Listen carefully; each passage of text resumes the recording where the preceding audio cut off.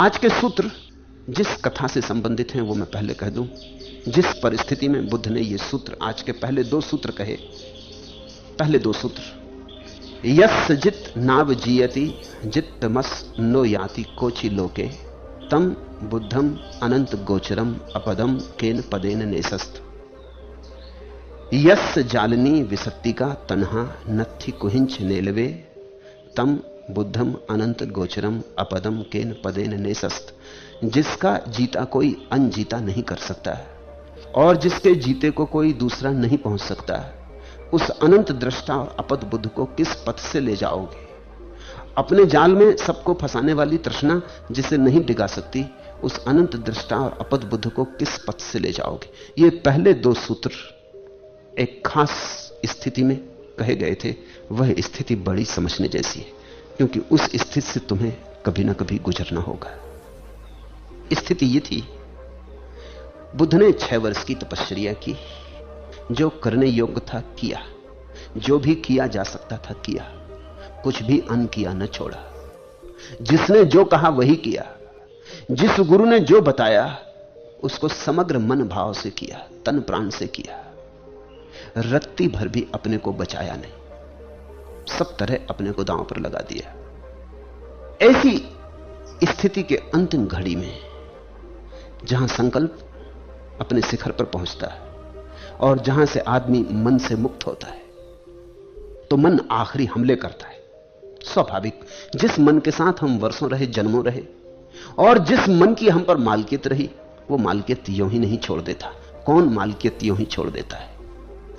अगर तुम्हारा नौकर भी तुम छुड़ाना चाहो तो वो भी आसानी से नहीं छोड़ता। तो मालिक की तो बात ही और।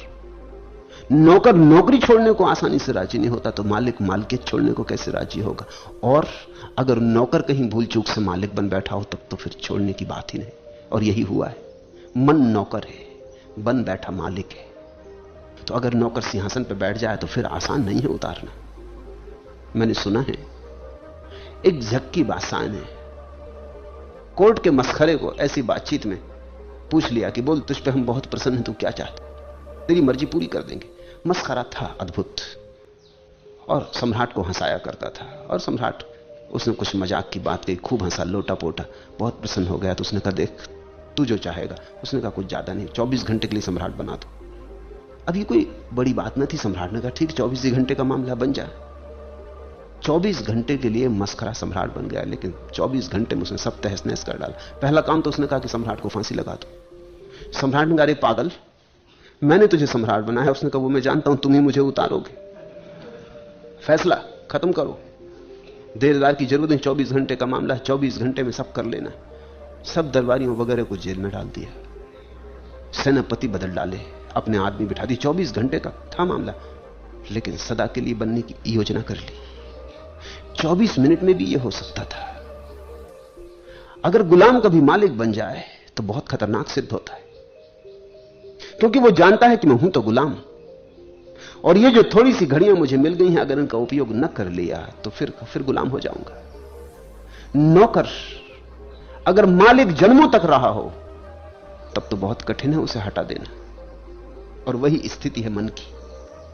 तो जब कोई साधक अपने अंतिम शिखर पर पहुंचता साधना के, तो मन आखिरी जद्दोजहद करता, आखिरी संघर्ष होता है, कुरुक्षेत्र,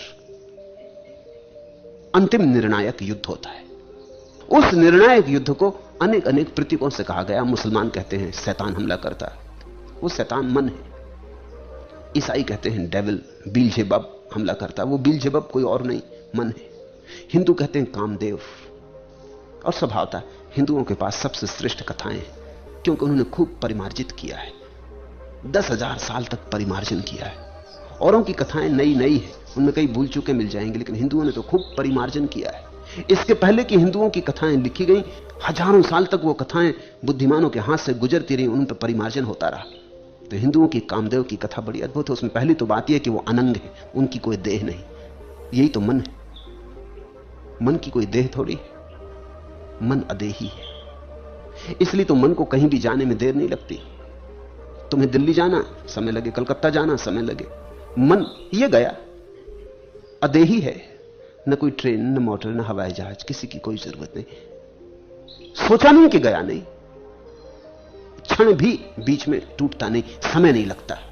देह अगर मन की होती तो समय लगता। हिंदुओं की कथा अद्भुत है कि शिव को काम ने बहुत ज्यादा पीड़ित किया, परेशान किया, तो वो नाराज हो गए और उन्होंने आंख, अपनी तीसरा नेत्र खोल दिया।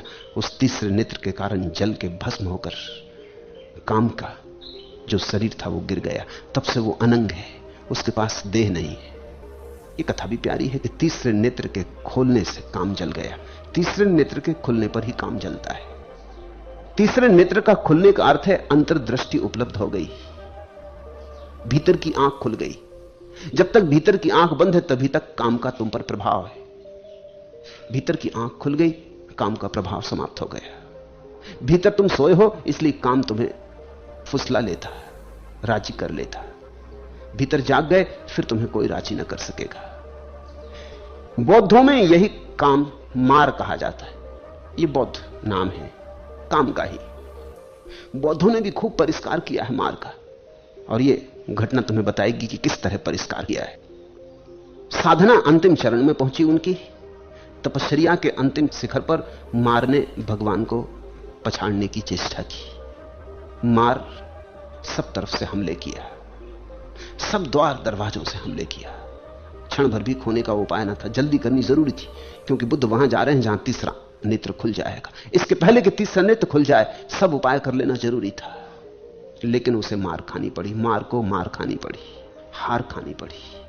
यह शब्द भी बड़ा अच्छा है, इसलिए बुद्ध इसे मार कहते हैं कि तुम घबराओ मत, आखिर में तो इसको मार खानी पड़ेगी। ये मार खाएगा।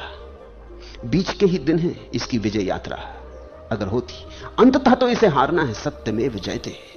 सत्य अंततः तो जीतेगा। अगर झूठ जीतता है तो बीच में ही जीतता है, इसलिए बहुत परेशान मत होना।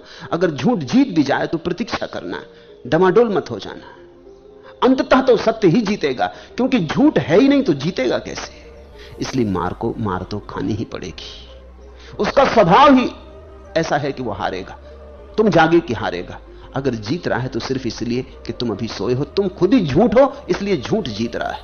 जैसे ही तुम सच हुए कि सच की जीत हो जाएगी। मार अपने कारण नहीं जीत रहा है, तुम्हारे कारण जीत रहा है। तुम हारे हुए बैठे इसलिए जीत रहा है। तुम जरा उठ के खड़े हो जाओ तो मार जीत ना सकेगा। मार को हार खानी पड़ी। तब उसने अपनी 3 कन्याओं को भेजा। मार कन्याएं नाना प्रकार के प्रश्न कर भगवान को वश में करना चाहिए। अब ये भी समझना, पहले मार स्वयं आया, हार गया तो उसने अपनी 3 कन्याओं को भेजा। ये आखिरी उपाय है। इन प्रतीकों को ख्याल में लेना जरूरी है। पहली बात, जैसा मैंने तुमसे पहले दिन कहा कि प्रत्येक मनुष्य के भीतर पुरुष है और स्त्री है, और प्रत्येक स्त्री के भीतर स्त्री है और पुरुष है। तो बुद्ध पुरुष है स्वभावतः। सबसे पहले बुद्ध का जो अधिक अंशों वाला मन है, पुरुष का मन, वो हमला करेगा स्वभावतः, क्योंकि बुद्ध के पास पुरुष का मन बड़ा है स्त्री के मन के मुकाबले। तो मन पहले तो अपनी बड़ी से बड़ी शक्ति को लगाएगा। मन के भीतर पुरुष जैसी बातें हैं, जैसे अहंकार, क्रोध, पद, मद, मत्सर, मोह, ये सब पुरुषवाची हैं। अहंकार इनका मूल स्रोत है। तुम्हारे भीतर जो जाल है, उस जाल में जो पुरुष तुम्हारे भीतर छिपा है, जो तुम्हें उलझा रहा है, वो है अहंकार। इसलिए तुम पाओगे कि पुरुषों की सबसे बड़ी पीड़ा अहंकार है। सबसे बड़ी अड़चन उनकी अहंकार की। इसलिए पुरुष को समर्पण करना बहुत कठिन होता, झुकना कठिन होता। टूट जाए, झुकना नहीं चाहता। कहावतें कहती हैं टूट जाना मगर झुकना मत। ये पुरुष की अकड़ है। अहंकार पुरुष मन का आधार है। तो मार पहले स्वयं आया, इसका अर्थ है पुरुष के द्वार से आया। उसने बुद्ध के अहंकार को जगाया होगा। साफ नहीं है कथा में कि उसने क्या कहा, क्योंकि बहुत अनूठी कथाएं बहुत सी बातें बिना कहे छोड़ देती हैं। क्योंकि सभी बातें कह दी जाएं तो फिर ध्यान करने योग्य उन कथाओं में कुछ भी नहीं रह जाता।